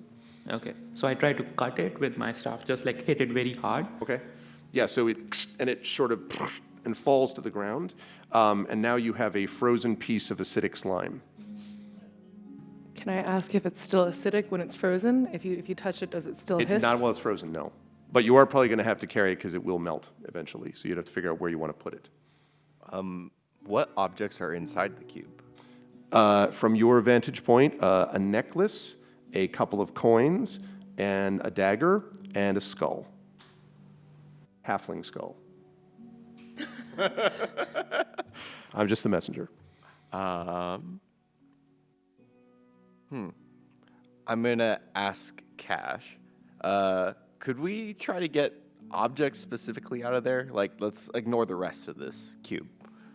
Yeah, if someone can hit it very hard, I think it can break into different pieces and then we can grab. Maybe, but it's 4x4. Even you took a little piece of it off, you're going to be wailing away at this thing for a while. You don't know how long it's going to stay frozen. Laura would like to try to break apart some of the cube using Okay. the quarterstaff. Okay, I'll have you make an attack on it then, please. Okay. This will not be too difficult since it's not moving. It is a 15, and then let's see, attack bonus. Okay, so 20. So 20. Solid hit, smacks this little frozen piece of slime and lands on the ground. You think, given a few hours, you could probably cut this thing up. Well, we're going to have to think of something else. Also, the portal is starting to shimmer again. Do we all notice that? Oh, yeah, I would say so, because you're right up next to it. I turn to ask Lucy if she's seen this metal that the cube is resting on before in making any of her elixirs, and if she has any idea of what it might be made of and where we can find more. Well, I think about it, and yeah, that is a standard class 3 acid-resistant metal of the tungsten variety. However, I also know that the glass you use to collect your DNA specimens, because DNA is an acid, as we all know, deoxyribonucleic acid, is also acid-resistant, and so we can use your jars to put this gel inside of it. Unfortunately, I don't have a jar that is 4 foot by 4 foot. You could, however, use it as long as it hits enough to take bits and pieces of it. You don't have to take the whole thing. So that's what we're trying to do. We're trying to break it to get a few pieces of On the interest. inside. You can do that, I think. You have a jar eventually full of frozen slime pieces, perfectly suited for a summer day or for making an elixir, presumably. I want to express my confusion. I don't understand what a mimic is and what we're looking for and what it's. I thought it was a creature I thought it was an object that when you interacted with it, it was suddenly a creature with sharp teeth. And I'm a little bit confused about. Yep. Are these objects inside of the cube mimics? Like, that's what I was thinking. So that's why I want to get them out. I'm checking if other people agree with me. Yeah, Laura nods as Tony Stark and agrees. Yeah, I figure if we can get most of these objects back, one of them has probably one of the mimics, and we can just take out its tongue in a more controlled environment. So I signal everyone to start hitting it and breaking down as many pieces as possible. Okay. If you take about maybe 10 minutes or so, you can get a good portion of it. You still can't get to the objects, but you can get to the slime around the objects, theoretically. So in other words, you can like carry the coins suspended in slime and that sort of thing. Are any of these objects magnetic, such that we could use a magnet to draw them out of the slime? Not when it's frozen like this. You'd have to wait until it like melted, and then you got the whole problem of it being bloop, bloop again. So. Do we have any spells like telekinesis to move or teleportation to move the object out of where it is and to somewhere else? That'd be a question for the wizard. I have a mage hand. Like, I can create hands which can go in, but would that work? Maybe, but again, you'd have to wait till it melts. And the mage hand has somewhat limited range. Right. Like, for the time being, I think if we just break it so that once it's melted, we don't have to go into the whole huge thing, that can work. Okay. So I ask everyone to find a good staff or something and start just like digging through it, all the frozen thing. Can I cast Divine Smite? Sure, if you want to divinely smite the cube. Yes. Of course. You smite it into 1,000,000 frozen pieces. Okay. Don't even need to roll. It doesn't even move when you do it. And you pick up not all 1,000,000, but I assume the ones that have the objects in them. Put them in the jar, which is helpfully provided by Briar. And the portal is shimmering again.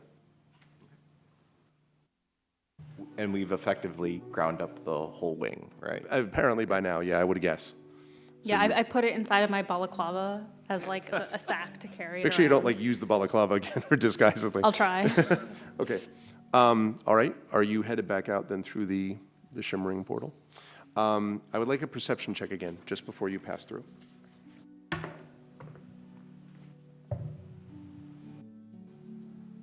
20. Say again. A 20. Oh, it is a natural 20. Again. Oh, my wow. goodness. Okay. 4. You're enjoying the disguise too much, I think, Laura. 17. 17. 4. 4. I see. I would say a little bit from you, Briar, but absolutely from you. Now you're certain that when you pass in, again, you see the world for a moment of the MMML, but broken down and degraded, and seats collapsed, and the blackboard scratched and scarred, just for a moment before you walk through. But it's odd. Okay, which brings us to one final in the past times. Can I That ask a is- question? Sure, please.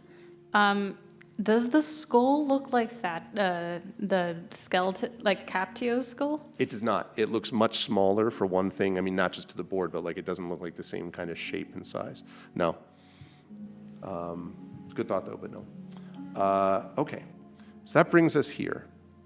Now, the thing you notice about this, again, the room is empty, but you notice two things have changed. Number one, you can see that on the board, the blackboard, are pictures of what apparently is supposed to be the interior of a mimic.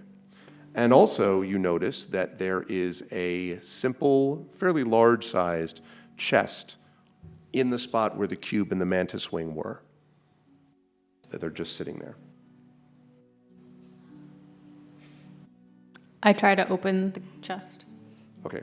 When you walk up to the chest, suddenly you are shocked to discover, and it would be great if we could zoom in a bit on that, that you're not dealing with a chest.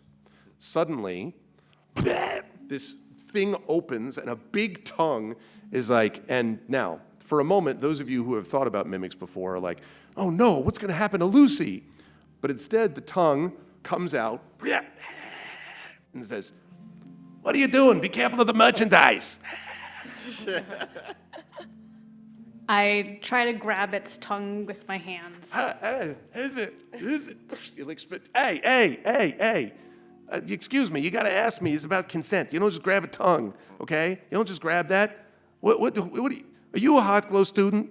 Are you all? Now, I want to point out, no one has ever heard a mimic talk to anybody like there's someone with a terrible Brooklyn accent, okay? That is not the way that works. You a hot glow student? What are you doing? Look, man, I just need a bit of your tongue. I'll give you some of mine. What are you? Bit of my tongue. Look, I know some people that are weird at hot glow about things, all right? Like when they were poking me and there were people looking at me and they were like, oh, look at the guy with the tongue and the teeth. I get it, but there's no need for you to be taking a piece of my tongue without telling me why you need it. What do you need it for? You know? I can, don't worry about You want to that. ask my name? You give me your name? I can cure it. I have ambrosia right here. I'll take some of your tongue and then pour it on and you'll be fine. Ambrosia? What's ambrosia? You talking about that stuff? No. I've done with enough Hearthglow students to know that they give me some stuff and then crazy things happen. I get big, I get small. All of a sudden I'm over here and my tongue's like this instead of the nice that it is right now. Yeah. And what are the rest of you doing? You just let this person grab tongues? Is that how this goes? And the chest literally like rotates, multiple times to see you.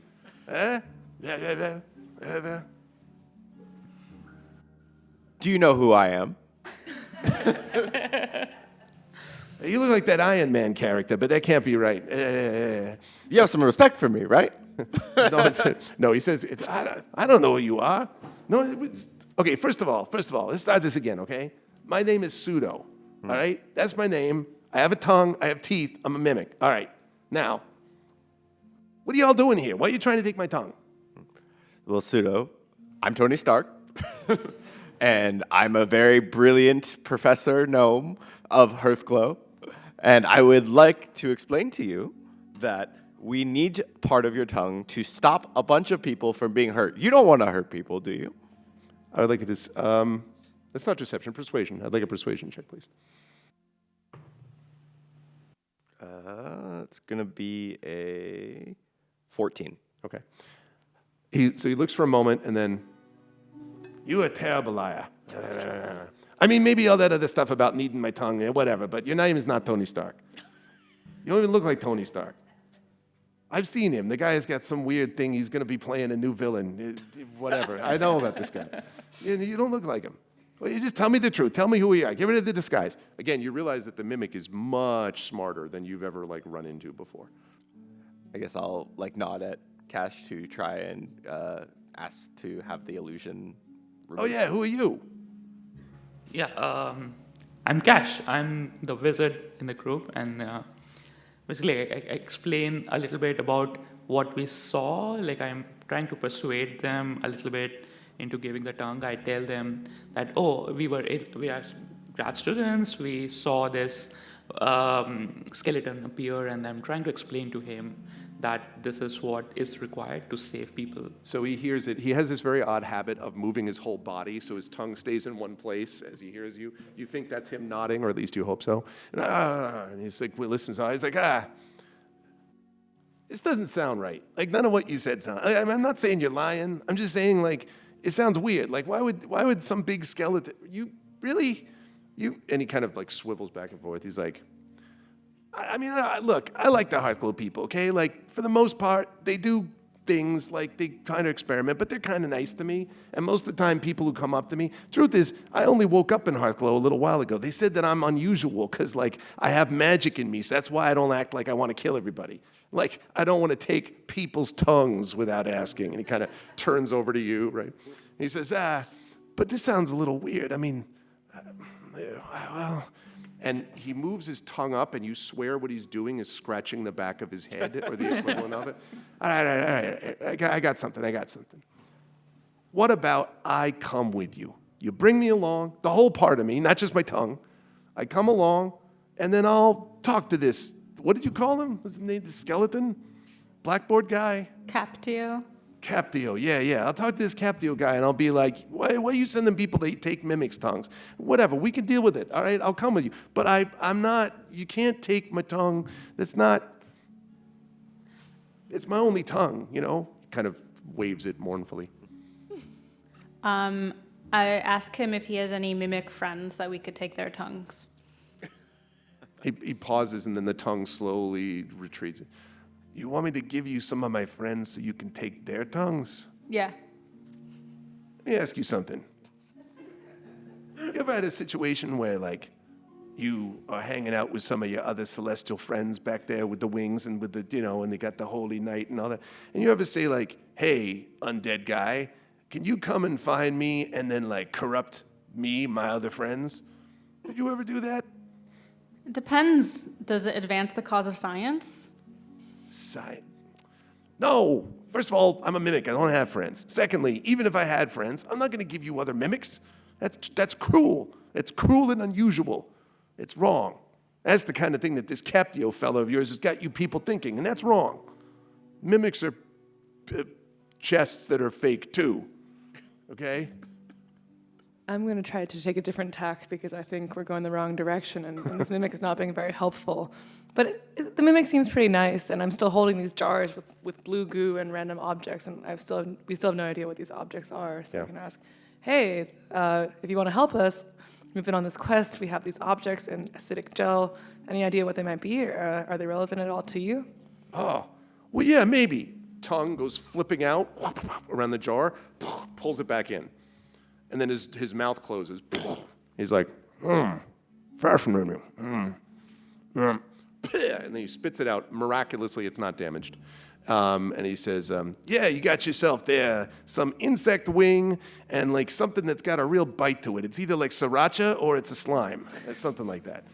That's what you got there. So you're making it, it's fine. You're making a thing to cure the people of Hearthglow. All right, that's fine. Look, bring me with you. I'll come and talk to them. You bring me with you. You say to the guy, you brought the guy who's got the tongue. Right? That's. He flips his tongue around. Yeah, I'm convinced. Yeah. How do we transport you? That's no problem. And he falls to the ground. And his tongue pulls him along. See, I got incredible. I'm a good sprinter, you know, but like you gotta like build up some speed. This is kind of uphill. It's completely flat. So he does have like movement, albeit slow. I'll point towards the blackboard so he knows which way to go. Yeah, the blackboard. All right, and he pulls himself there, and the board starts to shimmer as he gets close to it. We all like follow him into the board. Okay. Now, I would ask you to make a perception check, but when you get close, you don't actually need to do this this time, because when you enter the portal, we're brought here. It is now nighttime again, but you notice something odd, which is that the center of the room where the stuff was now has a sheet over it, and there's something, some liquid on it, reddish in nature. It looks as if something has been done, and as you sort of come out of the portal and look around, you see Captio again on the board, but Captio looks a bit different, sort of dimmer maybe, but its eyes are glowing intensely, and it says, "Welcome back. I can feel you've succeeded in your task. We can proceed to making the elixir which will save Hearthglow. Please place the ingredients." Oh, I see you've brought the entire mimic. Hey, what's up, pal? He says, "Well, that's all right. You'll just have to destroy him first." And Pseudo is like, back and forth to all of you. And Captu says, "Well, come on now. It's just a mimic. Just kill it off, and you need to save Hearthglow." Is that really necessary? "Well, the people. What about the people? Think about the people." "Think about the mimics," he says. I've gotten kind of attached to Pseudo, and I can tell that Pseudo is a conscious like being, and kind of like its tongue. So I start standing up for Pseudo. What do you do? Like, what do you say? I take my javelin and I point it at Captio and say, "Pseudo doesn't want to be destroyed. Is there, any way we can do this, save the university without destroying Pseudo?" You mean to tell me that you would put the life of a mimic above the life of those at Hearthglow? It's simply a monster. It's only a teeth and a tongue.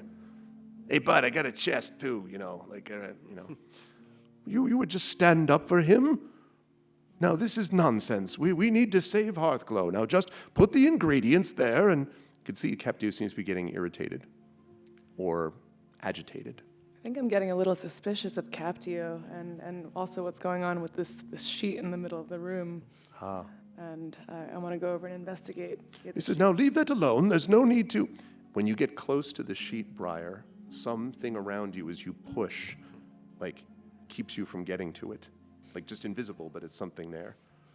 And Captio says, "Now I'm going to give you just one more chance to do what you as good students should do, and that's to listen and to do what has been asked.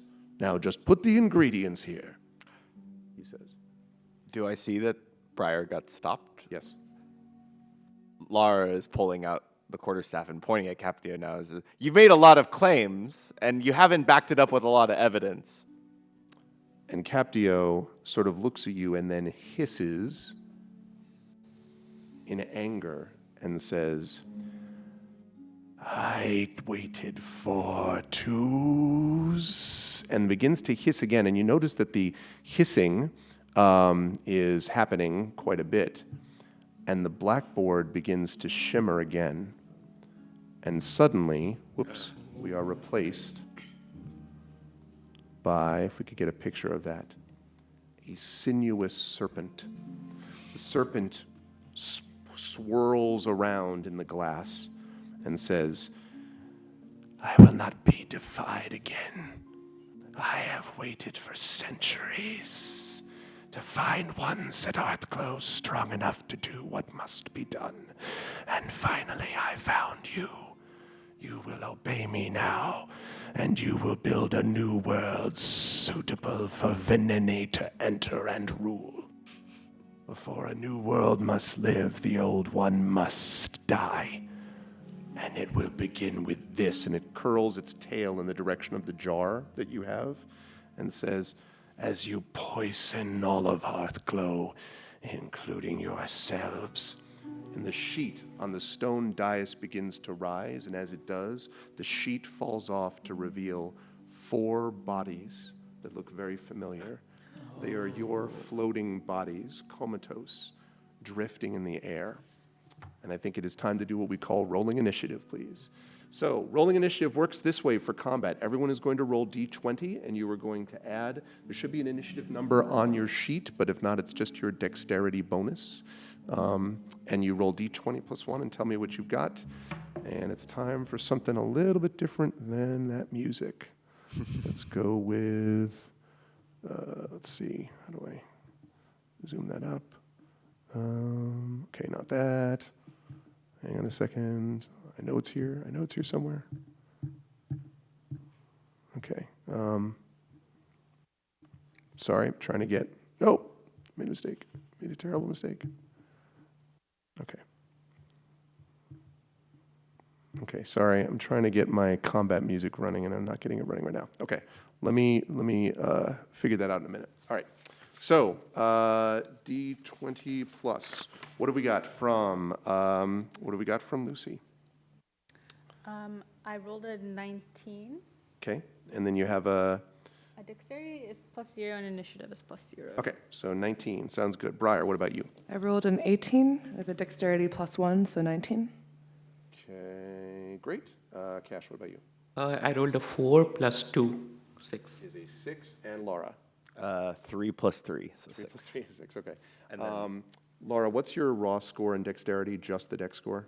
just the dex score is 16. 16, and what's yours, Cash? 14. 14. Okay. So that means that you're going to be going first. Okay. And then same question to you. So we've got 4 and 3. Same question to you, Briar. What's your raw dexterity score? Just the score. 12. 12. And what's yours? 11. 11. Okay. So then Briar's going to be going first. Okay. All right. Now let me see. I really want combat music. Give me combat music. Let's see. All right, hold on. Yeah. I know. Okay.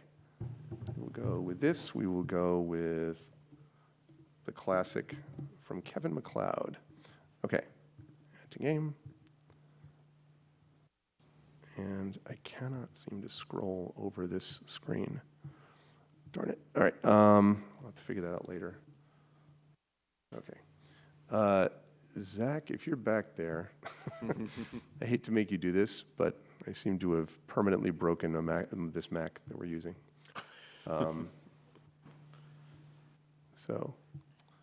Okay. As soon as I can get this going, I will. All right. Sorry, Zach. I need some tech support on the Mac, which I accidentally did not get the music running on. Okay. So in the meantime, I will say that I know what Veneni is doing. Okay. So Briar, you're first to act. The creature in the stained glass that you see above you, that serpent, is spinning around and is clearly able to 3-dimensionally exit the glass. So the question, sorry, I don't know what I did to it. And I need to get music going. Got it. So I think I accidentally closed something. Keep going. What do you want to, so it can hit anywhere in this room from what you can see with that tail. You don't know what other attacks it has, but it's clearly not happy with you. What are you going to do? I'd like to cast Thunder Wave. Ah, good one. Okay, so Thunder Wave is going to come out from you. I have the combat. I was trying to scroll down, though. Oh, there we go. Thank you very much. That's good. Thank you. Hey. That's what I'm talking about. Thanks, Zach. All right. Much better. Okay. Right. Okay. All right, Thunder Wave. So what we're going to do with Thunder Wave is Thunder Wave is going to come out from you. So you're going to need to run up probably within, I think it's 10 feet of the stained glass where the snake is, and attack from there. So you can do that. Just be aware it means that you will be, positioning yourself in a way that it could hit you that much more easily, but you'd also be doing some damage to it. Okay. So if you're going to do Thunder Wave, that means that we are looking at, 15-foot cube originating from you. This creature has to make a Constitution saving throw, and it is not going to do it. So on a failed save, it takes 2d8 thunder damage. So rumbles out and hits it. So if you could roll that 8-sided die there, which is the sort of, yep, I think you have it as that's the 10-sided. You have one just like that, but it's more sharp angled. Yeah. And you're going to roll that twice. A 1 Okay. and a 1. Oh, no. That's all right. That's all right. These rolls could not continue to be awesome. Still. All right. So you do 2 points of damage to it, and there is this thunderous boom. In fact, all of you, sort of, including Pseudo, is like, ah! And he gets like, flies back a couple of stops, grabs himself with his tongue. All right, you're now standing in front of it, but you did damage it, and it hisses at you angrily. So you ran up to move, which means you've moved, you've acted, so your turn's over for now. But it's like staring right at you. Okay, next act is going to be Lucy. You've just seen what Briar has done. I attack. Okay, you're just going to come straight up with sword, so to speak, and okay. So then, D20 plus should say under your item what your sword is, like what the plus is to hit. Under my longsword? Or yeah, under longsword. Or 1d10 plus 3? That's the damage, yeah. And then there should be a plus there. Plus 5. Plus 5. That's it. D20 plus 5 is what we're looking at. D20 plus 5. Yeah, D20. Yep. You're going to roll D20 because you got to hit it first. If you do hit it, then we'll do the damage. Do I add anything to my roll? The plus 5 is what you're adding to. Oh, okay, 10. 10. Sadly, it's not going to do it. The snake sort of avoids you as your sword smashes into the glass. And interestingly, Lucy, it does not break the glass either. This stuff is stronger, apparently, than that. This blackboard glass, whatever the heck it is. So you're now standing next to Briar, next to the place. You could, if you want, back up a few feet, or you could stay right in front of it, like engaged with it. Can I compel a duel as a bonus action? I think it's already compelled. It's dueling. It's straight up dueling you. Yeah. I will stay where I am. Okay. Oh, can I cast a healing spell as a bonus action? Healing spell probably is an action. Okay. So then I I'll think just you'd have to wait on that. Stay where I am, but Okay. I'll put myself in a guarding pose. Yeah. I love it as it sort of hisses angrily above you. Okay. All right. Next up to act, because it did not roll well, is going to be Laura. Laura, what do you want to do? Lara is going to be very visibly smiling Okay. and is going to follow suit and run straight at the glass. Okay. Just directly. Okay. Yeah. I love it. Okay. Runs directly and then is going to launch Brad Pitt. Yeah, style let's with do the- a full jumping strike. Yeah. All right. Okay, let's do it. Go ahead and make your attack. So D20 plus your staff. It's going to be a 19. That will hit. Yep. Okay, and All right. then So now we're going to roll damage. so for quarterstaff, it's a D8. Yep. It's going to be 3 plus 3, so 6. 6. Okay. All right. It smashes into it. It hisses as it feels the bite of your staff, and you are nothing before me.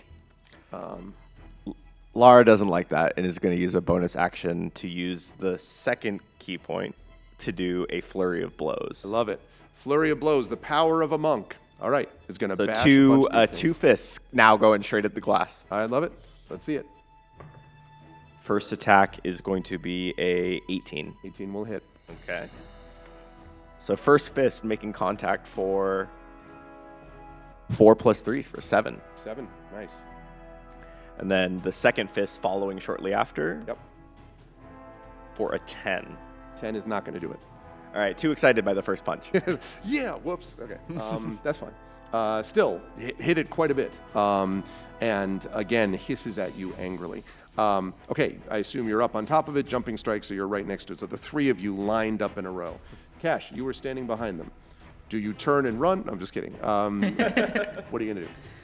So I use a fireball. Fireball. And firebolt, to be specific, right? Yes, fireball. Because a fireball would not be great for your friends. But a firebolt is great. Okay.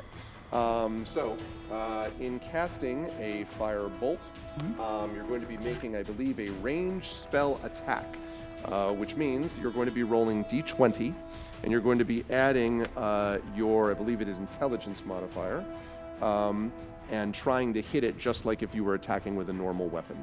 So it should say, actually, under your ranged spell attack, it should have something about spells.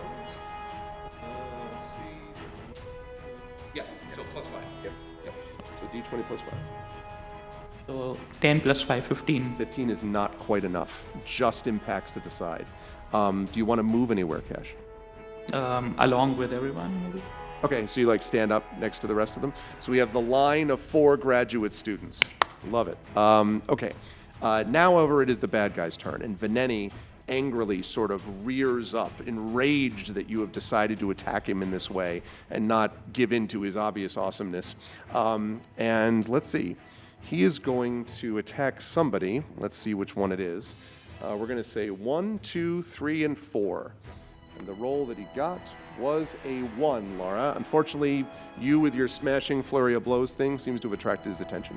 So he's going to reach down with his head to try to bite you with a 24 to hit. Yeah. So he kind of bites you a lot. Okay. He is going to hit you for 3 piercing damage. Okay. But I also need you to make a Constitution saving throw because you feel where he bit you beginning to burn. All right. It's going to be a 12 plus 2, a 14. A on the 14 is not going to be enough. That means you take an additional 3 poison damage as you feel the venom of Veneni coming through you. What are you at? save. Other grad students can very clearly see I'm bleeding. Yeah. We've got some issues with Laura. Can I use armor to protect him? The armor is sort of built into the armor class, so when it says that he hits him, it means his armor wasn't enough to protect him against it. The Constitution saving throw was to see if he could resist the poison, which he could not in this case. All right, still standing, but in trouble. How many hit points do you have left, actually? 8. 8, okay. All right, that brings us up to the top of the round, and it brings us up to Briar. You have hit it, but it has hit your friends, too.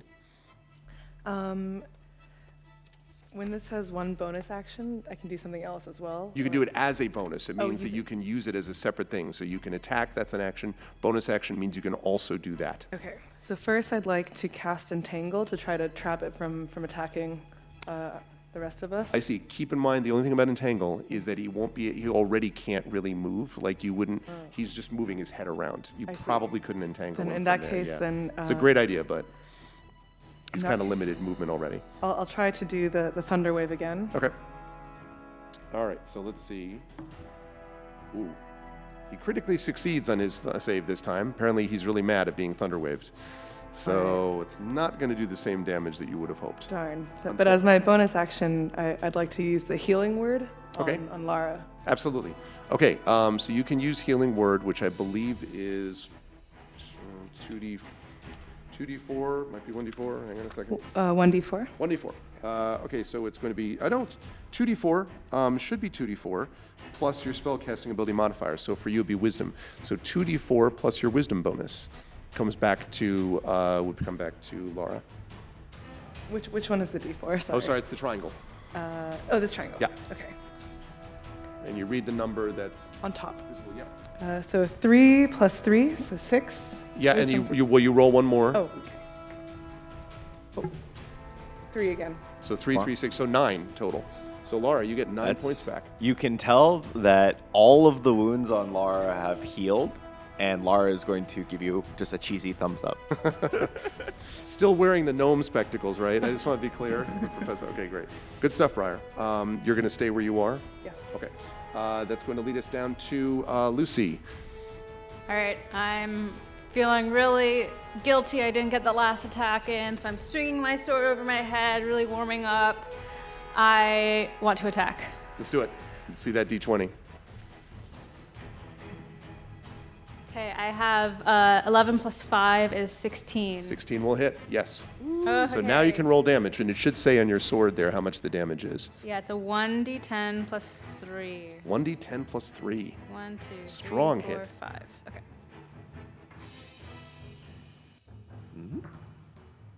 2 plus 3 is 5. 5 damage, okay. And then I Divine Smite as my bonus action. Love it. So that is the enemy a fiend or an undead? The enemy is a fiend. Oh. Okay, so it's it'll be a total of 3d8 radiant damage. 3d8 radiant dear. damage. This is what happens when a paladin gets mad at a demon. Okay, let's see it. 7. Okay. I have a really good strike, and it just radiant light shines out of my sword. Love it. I swing again, 4 damage. Okay, so fun. All right. So you smack it. Oh, go ahead. I have more, another sorry. one. You got one more. 5 damage. So if I understand that correctly, that was a total of 21 damage. It's a lot of man. hit, people. 21 damage. We get some applause for the player. Let's go.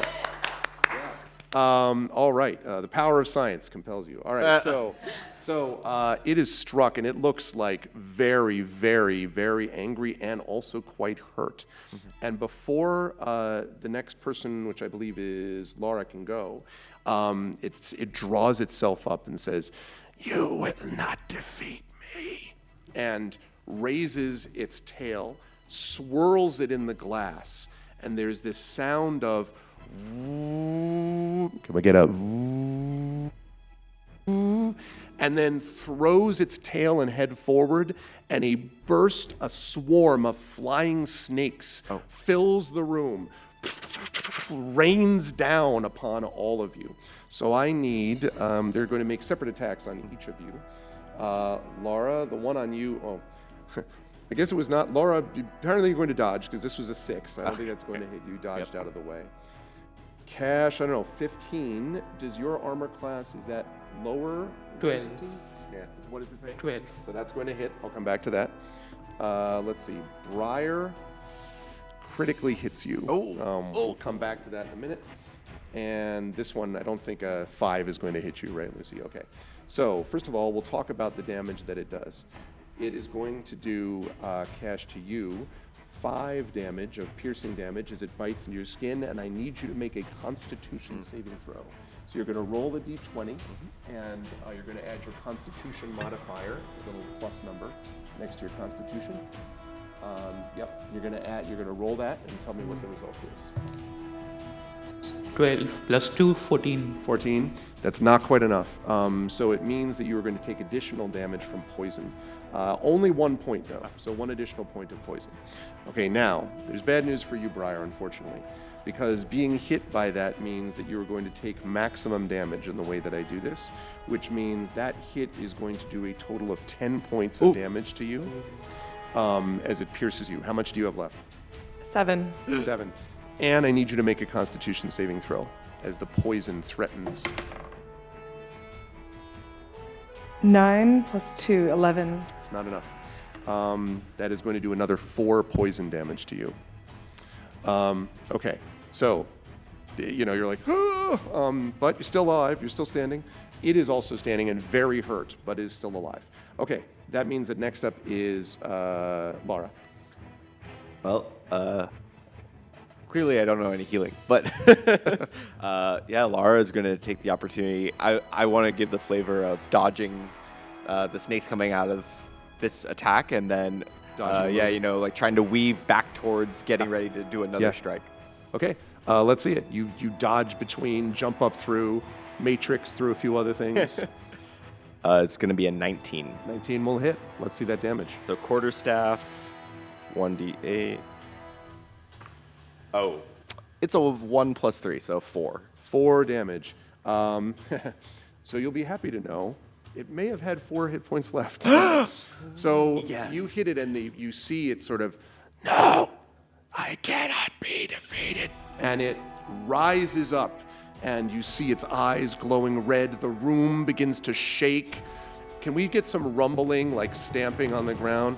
The room begins to rumble, begins to shake, and you all sit there and you go, ah, as this happens. And then the one begins to reach down, and as its head comes down out of the window, it splits into 4 separate heads to strike at each of you. And just before it reaches you, none of the young people have seen this, but for those of you who've seen Alien, you may remember the moment where it comes like this, and then there's the snake face that right at Ripley's face. It stops just inches in front of your faces, and you hear a voice behind you say, "This madness will end now." It's a familiar voice. It's behind you. I don't know if you want to look at it. Yes. Yeah. Thaddeus Caleriton stands there. And Thaddeus Caleriton is standing there with one hand out, not looking particularly exerted. Did I mention this guy's a really powerful wizard? So, and he says, he looks at him, and Veneni is like, you could see is like, you know, the face, the eyes are glowing red, the mouth is bare, the teeth are bared. And he says, "You cannot stop me. Your students could not stop me. I will enter your world again when the time comes." And Thaddeus steps up behind the 4 of you and pats each one of your shoulders and says, "It will not come, because Hearthglow Academy and its people will always be here. Always." And then he waves his hand, and the glass shatters, and the serpent, with a roar and a hiss, disappears. And Thaddeus turns to all of you, who might be like, you know, and says, "Well, students," he says, "it appears your research has advanced considerably. I wonder if these new revelations might encourage the city's officials to increase funding to Hearthglow. I don't know whether to have faith in them, but I certainly know whether to have faith in our students." Is there a faint, fading hiss that we hear? But it fades away before the room is filled with a blissful silence, and we bring our adventure to a close. Well done, everybody. And I want to be pointed out, 101, literally 1 minute over time. This was wonderful stuff. So before Zach says what he's going to say, I want to thank my players for doing an amazing job. Can we get applause for them, too? Science wins again, okay? Science wins again.